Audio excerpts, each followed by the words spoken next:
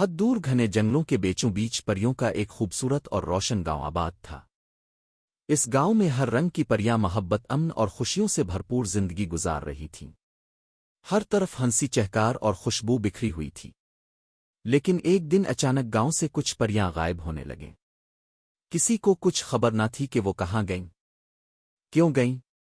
یہ سب ایک پہیلی بن گیا۔ پورے گاؤں میں خوف پھیل گیا۔ پیار کرنے والی وہ پریاں اچانک کیسے گم ہو سکتی تھیں؟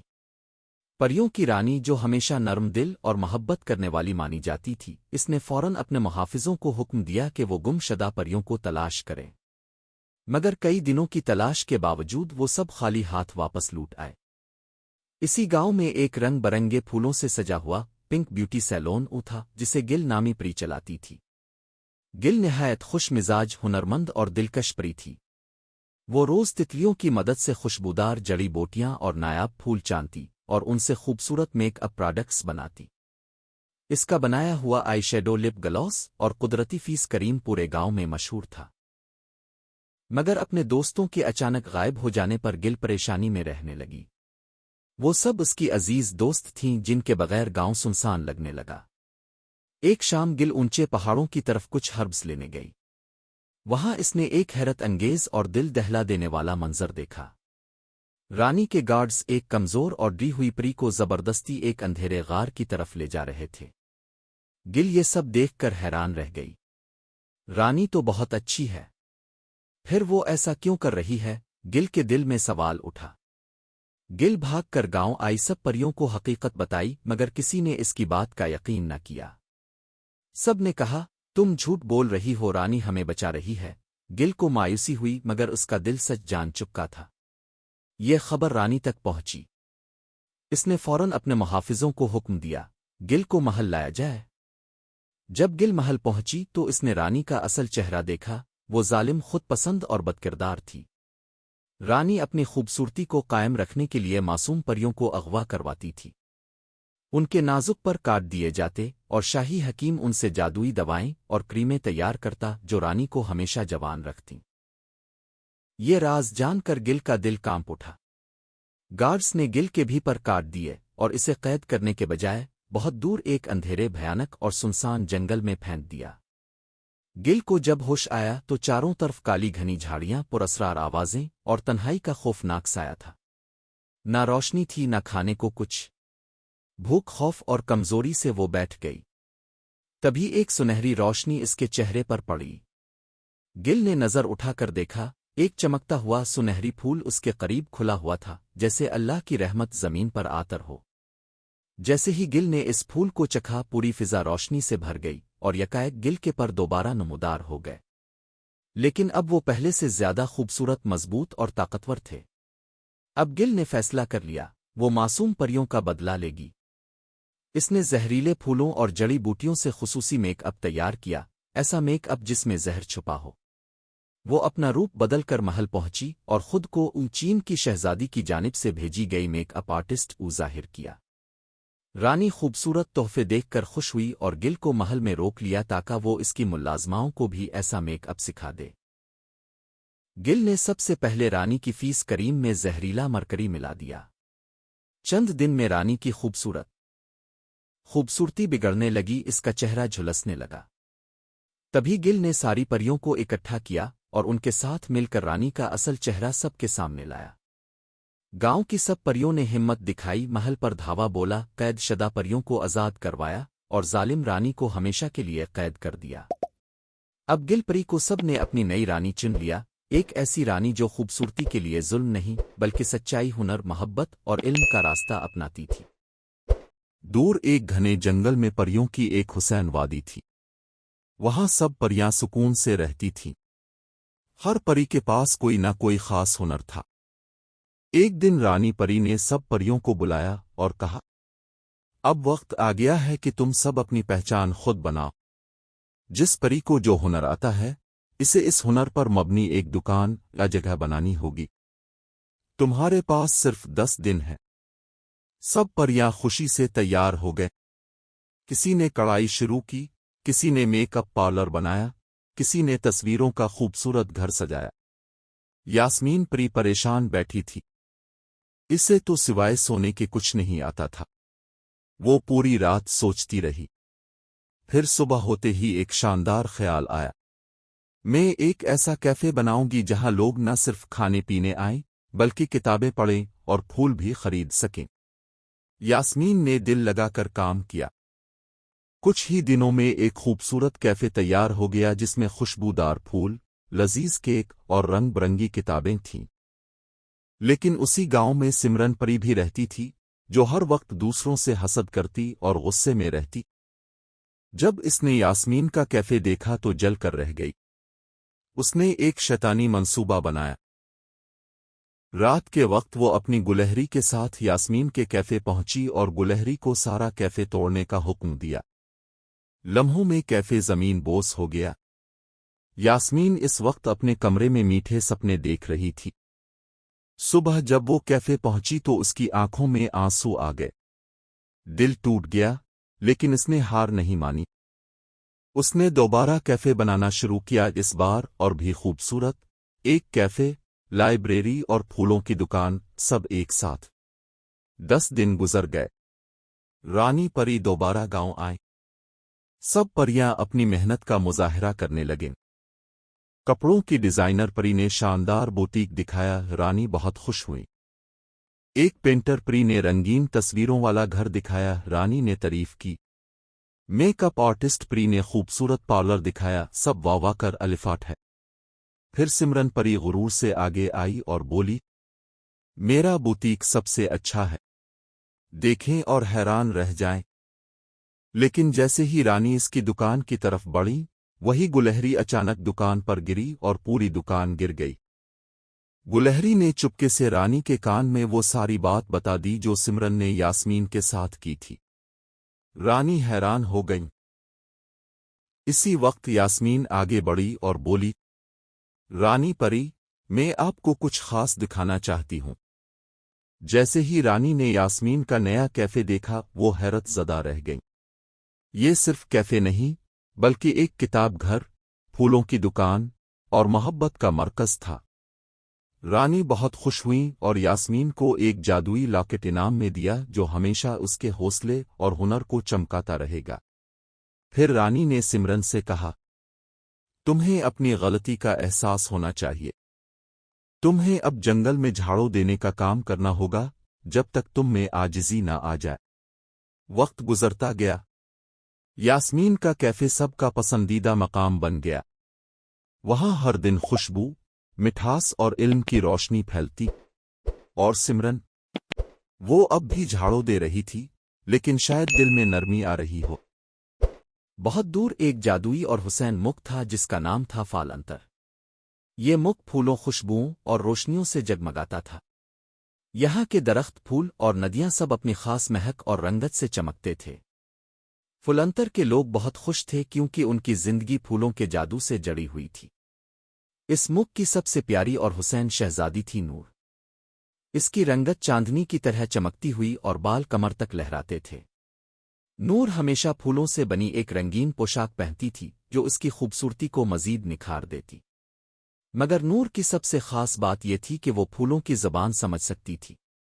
رات کے وقت جب سارا فلنتر سو جاتا، وہ پھولوں کی سرگوشیاں سنتی جیسے پھول اسے اپنے راز بتا رہے ہوں۔ ایک دن اچانک کچھ عجیب سا ہونے لگا۔ فلنتر کے پھول مرجھانے لگے، ان کی خوشبو ختم ہونے لگی اور ہوا میں ٹھنڈک اور اداسی پھیل گئی۔ نور کے دل میں ایک سوال ابھرا، کیا میں اپنے مکھ کو بچا پاؤں گی؟ اس کی آنکھوں میں پریشانی ضرور تھی مگر حوصلہ بھی کم نہ تھا۔ اس نے اپنی سب سے عزیز اور قابل بھروسہ دوست کو بلایا، ایک چھوٹی سی خوبصورت پری جس کا نام تھا چاندنی۔ چاندنی کی چمکدار پیلی پوشاک اور ہلکے پھڑپھڑاتے پروں نے اسے فلنتر کی سب سے محبوب پری بنایا تھا۔ نور اور چاندنی نے فیصلہ کیا کہ وہ اس راز کو ضرور سلجھائیں گی۔ وہ ایک پرانے گلدستے کی طرف گئیں جہاں سے ٹھنڈی سی پراسرار ہوا آ رہی تھی اور پھولوں کی مدھم خوشبو پھیل رہی تھی۔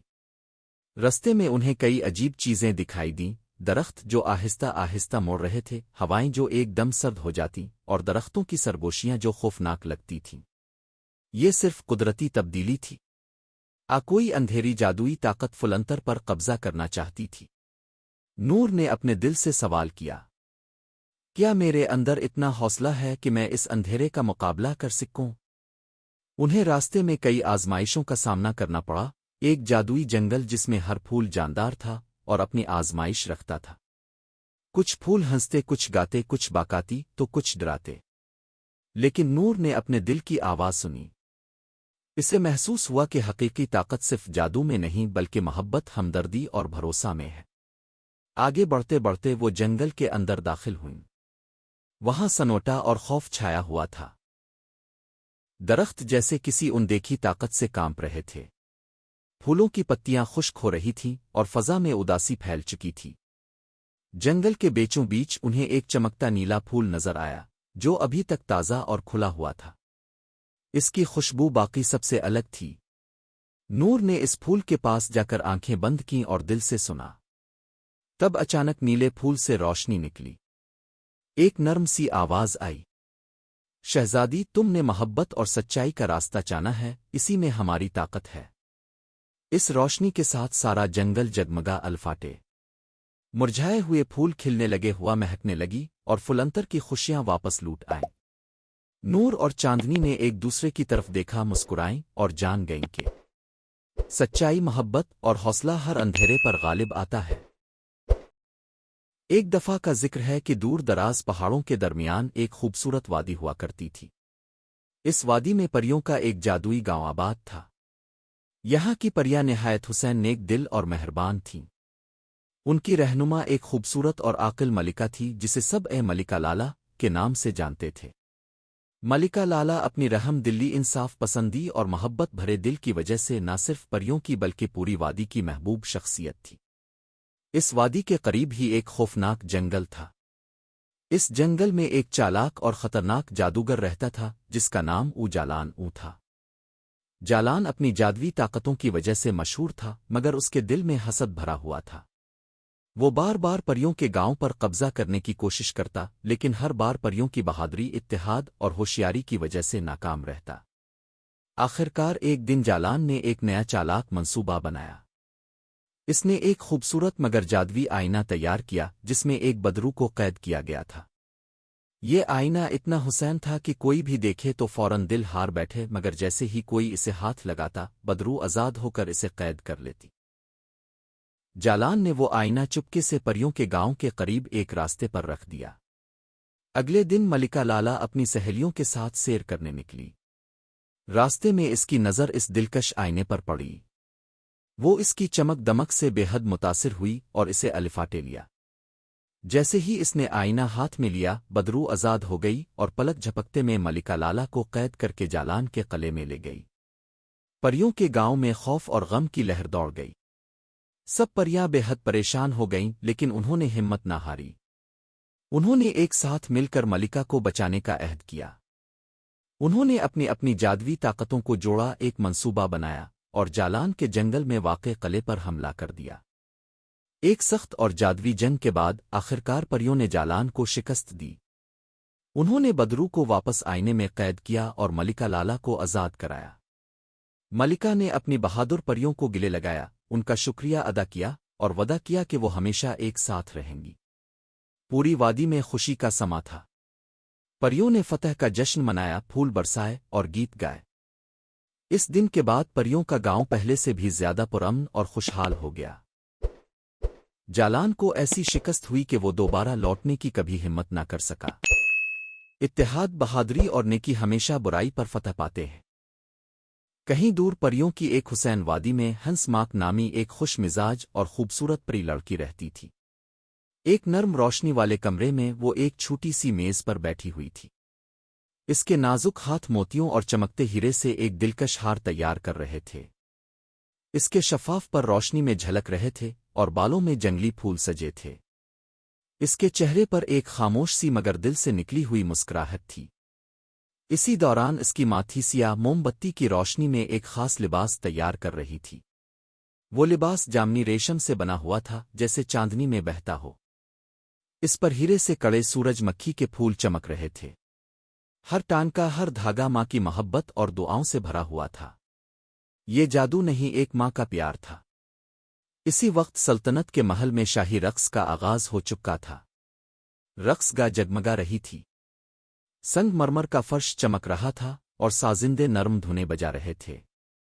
ایک ایک کر کے اشرافیہ کی خواتین اندر داخل ہو رہی تھیں۔ سب نے جامنی ریشمی لباس پہنا تھا جن پر سورج مکھی کی سنہری کڑائی تھی، جیسا کہ ملکہ نے حکم دیا تھا۔ مگر ایک کونے میں شہزادہ سائم خاموش کھڑا تھا۔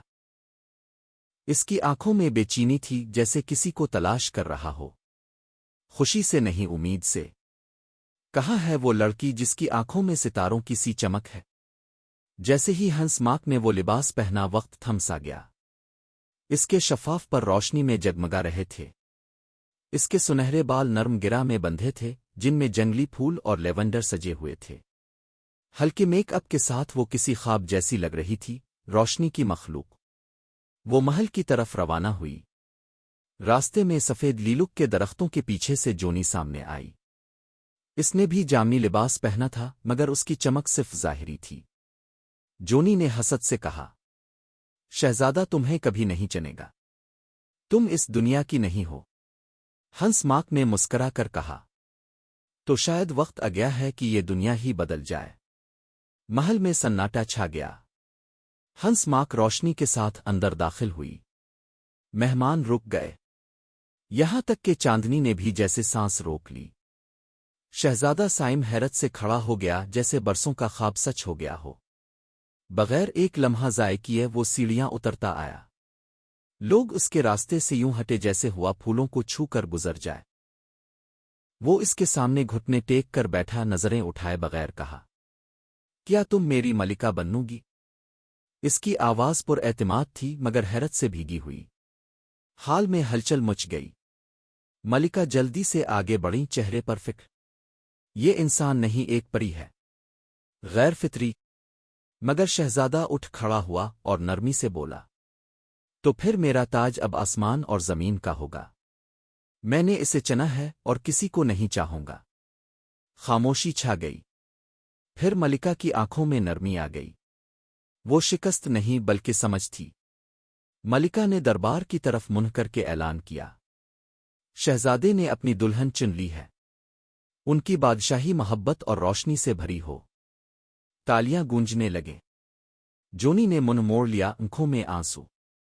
اس کا غرور، اس کے منصوبے اس سچی محبت کے آگے ماند پڑ گئے جس میں کوئی دکھاوا نہ تھا۔ ان کی شادی چاندنی میں مہکتے درختوں کے نیچے ہوئی اور سلطنت نے خوشی منائی۔ وقت کے ساتھ ساتھ شہزادہ سائم اور ہنس ماک کی کہانی روشنی، امید اور خلوص کی ایک نئی مثال بن گئی۔